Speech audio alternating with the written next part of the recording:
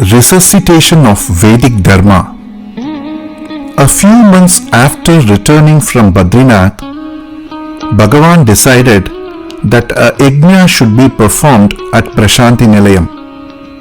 At his instructions, several Vedic scholars from northern India and also from the area of Konasima in Andhra Pradesh gathered at Puttaparthi.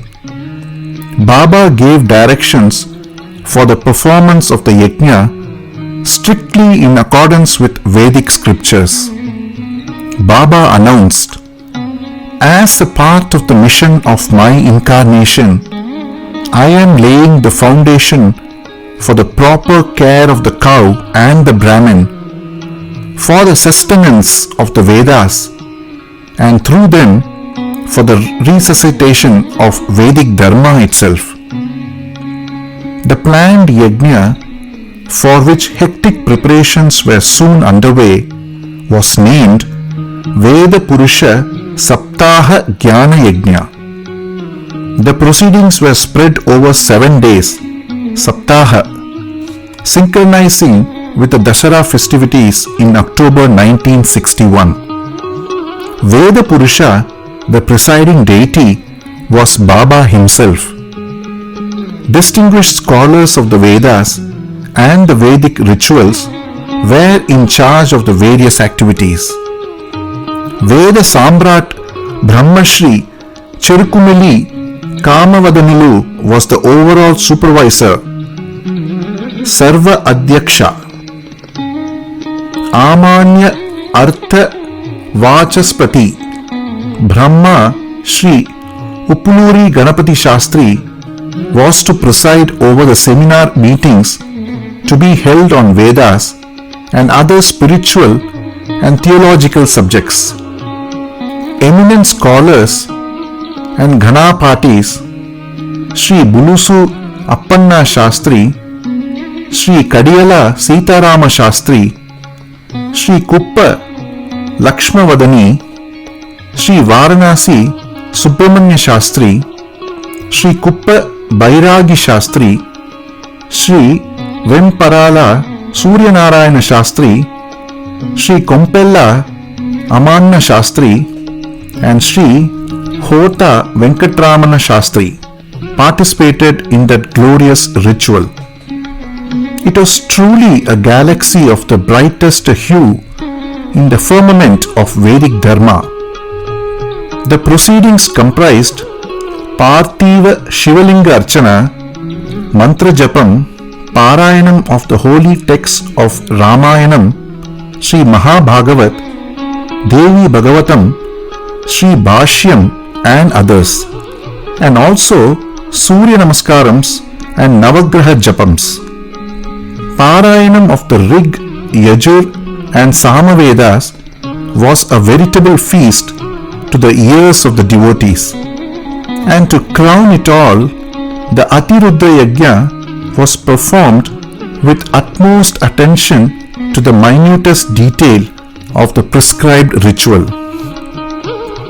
The entire 7-day proceedings were immensely satiating and spiritually rewarding to the vast concourse. On the concluding day, Bhagavan Sri Satya Sai Baba gave a discourse. Very significantly, he addressed the assembly. Atma Swarupulara, O embodiments of the self, he went on. The purpose of my incarnation is to establish Dharma and thereby secure peace and equanimity and happiness to all people in every land.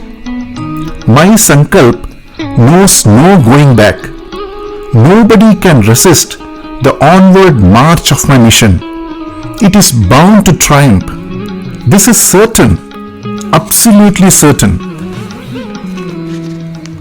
In my earlier incarnation, I had made it clear that any and every yajna performed for fulfilling narrow personal desires doesn't result in true well-being.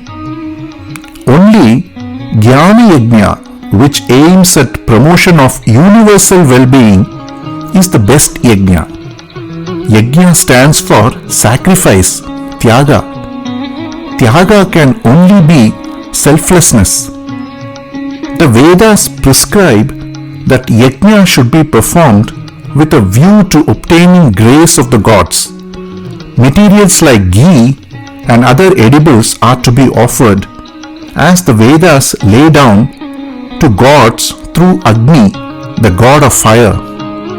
Agni passes them on to the gods they are intended for. Small-minded persons may well doubt this. Is it true?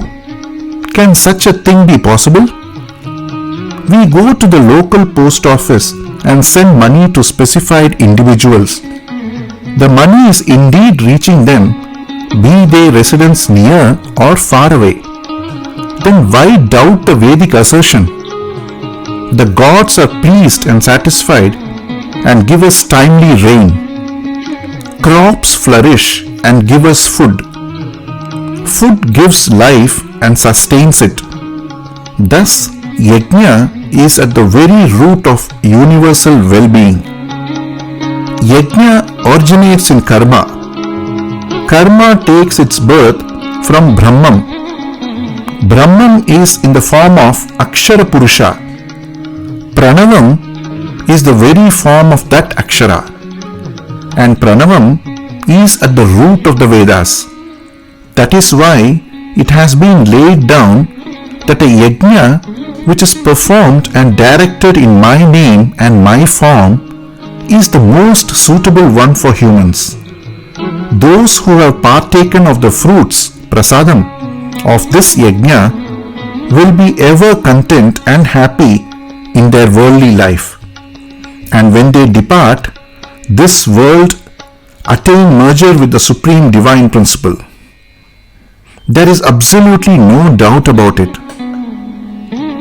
On a different occasion, while speaking during the celebrations of a yajna, Bhagavan said, "Ages ago, people forgot the noble principles of sacrifice, selflessness, and loving service. Evil tendencies like greed, avarice, and selfishness flourished. The Vedas assumed the form of a black deer and ran away into the dense reaches of a forest. The great rishis and Vedic scholars went in search of it, but all their efforts failed. They could retrieve only its skin. In remembrance of that incident, while performing yajna as prescribed in the Vedas, the Ritviks, priests engaged in offering oblations to the accompaniment of incantations, even today don black deer skin and sit on a similar skin while offering oblations to Agni. To the outward eye, it is just a piece of skin, charmam, but viewed from the angle of yajna, it is sharmam, which means happiness and spiritual bliss. Those who take active part in the performance of the yajna experience bliss themselves and also spread bliss to the whole world. The ultimate goal of any yajna performed in Prashanti Nilayam is sacrifice. In other words, spiritual bliss which takes shape out of total renunciation of the fruits of karma. Such yajna is not meant to benefit merely any single individual or country. Its purpose is to bring about universal well-being. At the conclusion of every yajna and after the final rite of valedictory offering, that is Purnahuti, offering to Agni whatever materials remain out of what had been initially collected for the yajna, Swami personally sprinkled the holy waters of the ritual onto the thousands of people present at the venue, thereby bestowing on them spiritual absolution. Who else knows the right muhurtam? Apart from renowned Vedic scholars and experts in Vedic rituals, those proficient in chanting Vedic mantras with proper intonation and accuracy were in charge of the Jnana Yajna. Bhagavan Sri Satya Sai Baba fixed the Muhurtam, auspicious moment for commencement of the holy program, as 9:30 am on 1st October 1961.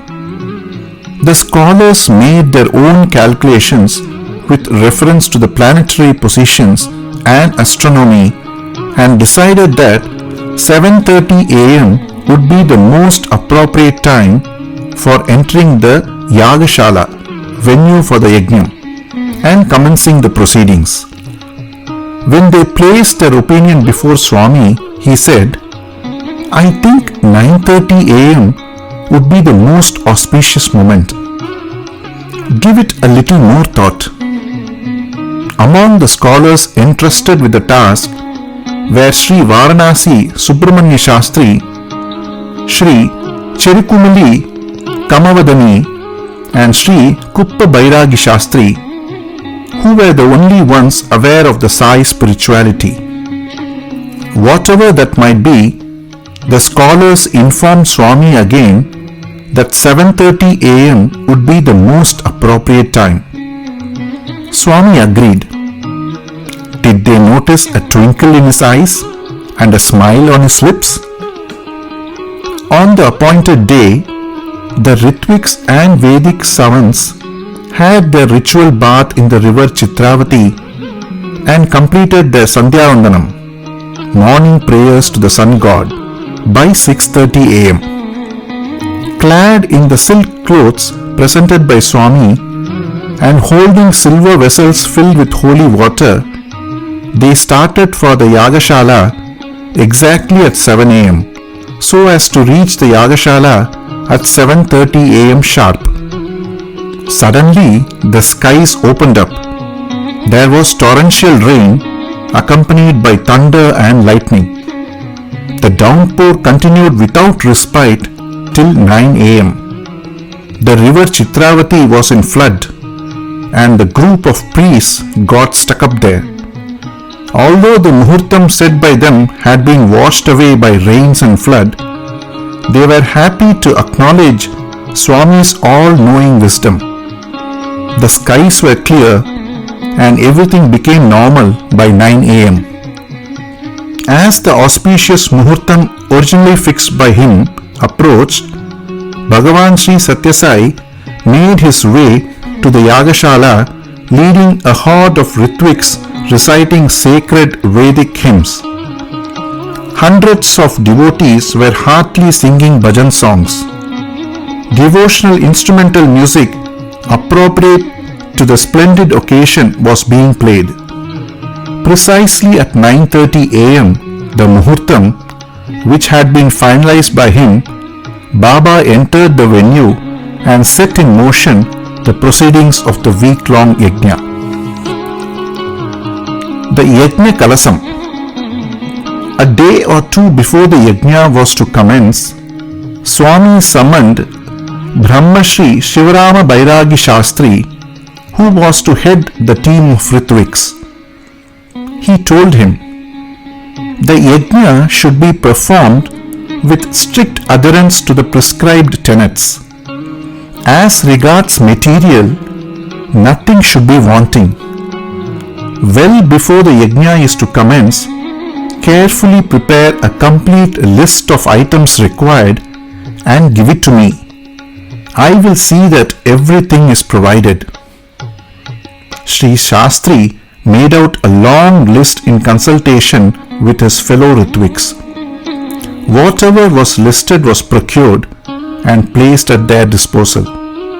Nevertheless, just about 5 minutes before Swami was scheduled to leave for the Yagashala, Sri Bairagi Shastri suddenly recollected that the most important item, the Yajna Kalasam, the principal vessel which occupies pride of the place in the proceedings, had been inadvertently omitted from his list of materials. But who would bring this serious mistake to Swami's notice at this late juncture? And how to tell Swami? He was in unbearable torment. There was no time to lose. He collected all courage, decided to take responsibility on his own unfortunate shoulders, and informed Swami. He prayed to Swami to pardon him for his unpardonable lapse. Swami was his usual merciful self. With soft words of reassurance, he gently said, "I had asked you to prepare the list carefully well before the yajna. You have only 5 minutes now." He went into his room and within 3 minutes emerged with a silver kalasam in his hand. It displayed exquisite craftsmanship worthy of the great occasion and was adorned with images of several deities. Swami told the astonished Shastri, "During my incarnation as Shirdi Sai, I kept it in the palace of the Chincholi rulers. It was lying there in a room full of old and discarded pieces. I have just gone there, searched for it, and brought it here, which has taken all this time. Now that this is conforming to the specifications laid down in scriptures, go ahead and commence the proceedings on time." Etched on that vessel were the initials Sa Ba, in Hindi indicating obviously that he belonged to Sai Baba. Several years later, when he was giving a speech in the presence of Swami in the auditorium, Sri Bairagi Shastri recounted this engrossing incidents in detail. Ayudha Puja. Traditionally, on the Vijayadashmi day, during the Dashara celebrations, weapons of war are worshipped. It is called Ayudha Puja. Ayudha means weapon. Baba says, "The 6 evil tendencies which envelop man's nature and act as hindrances to his spiritual progress, that is, Kama, desire, Krodha, anger, Lobha, avarice, miserliness, Moha, infatuation, Madha, pride and arrogance, and Matsarya, jealousy, should also be likewise worshipped. But here there is a subtle difference. Their worship consists of turning them towards God so that, instead of obstructing the aspirant's progress, they would actually help it. Thus, the very tendencies which are ordinarily considered to be evil are metamorphized into good.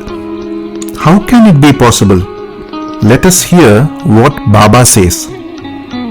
Kama is intense, compulsive desire, directed towards God.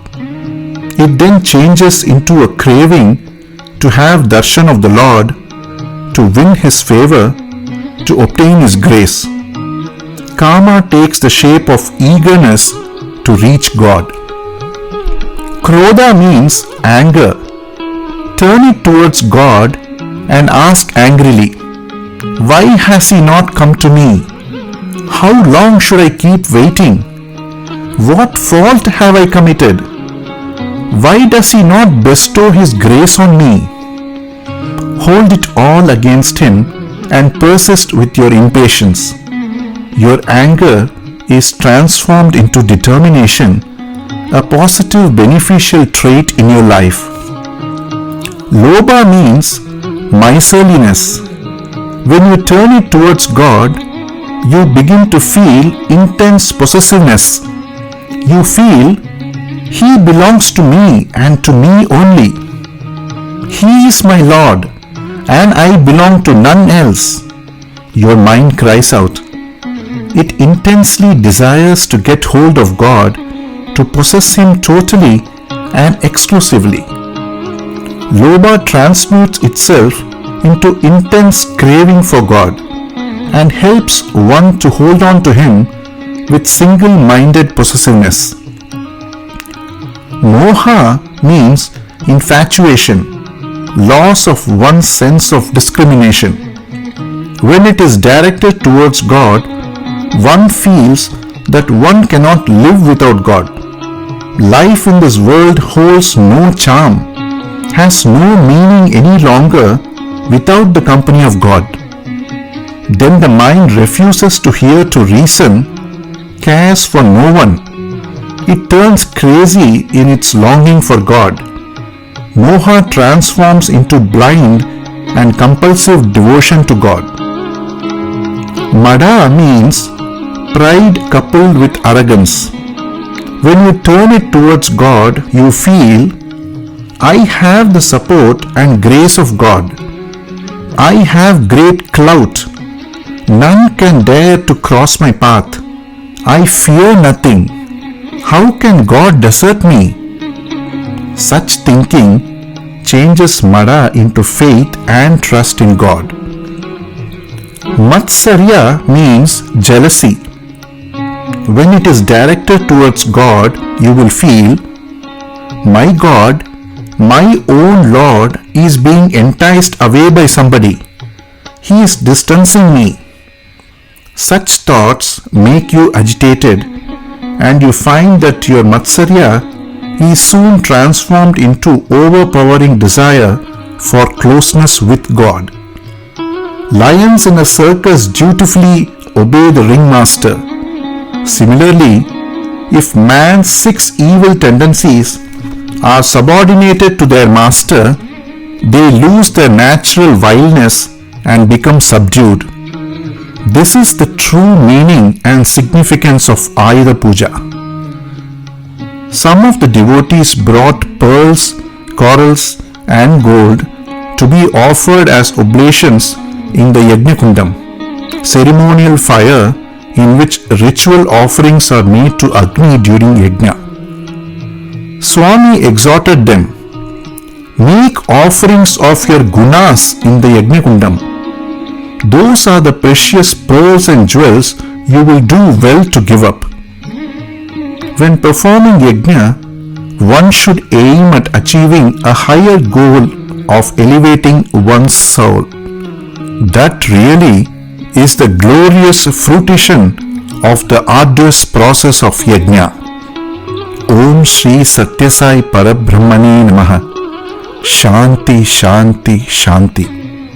End of chapter 5. Sai Ram.